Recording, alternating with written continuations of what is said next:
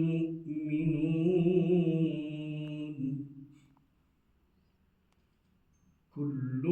آمن بالله وملائكته وكتبه ورسله لا نفرق بين أحد من رسله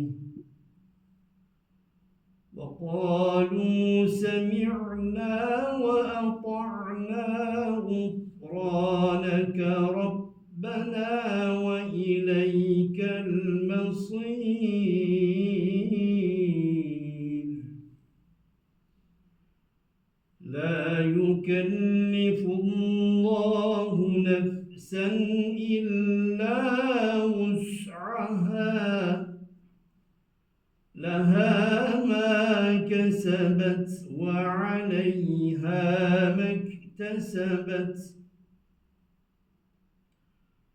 ربنا لا تؤاخذنا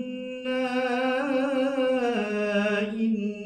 نسينا أو أخطأنا ربنا ولا تحمل علينا إصرا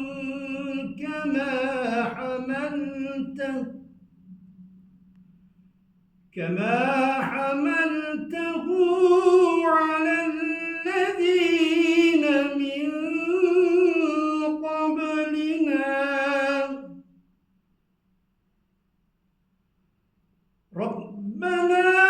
ولا تحملنا ما لا طاقة لنا به واعف عنا واغفر لنا وارحمنا واعف عنا واغفر لنا وارحمنا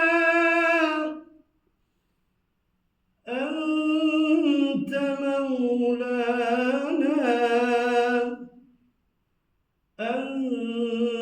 مولانا فانصرنا على القوم الكافرين صدق الله العظيم سبحان ربك رب العزة عما يصفون وسلام على المرسلين والحمد لله رب العالمين.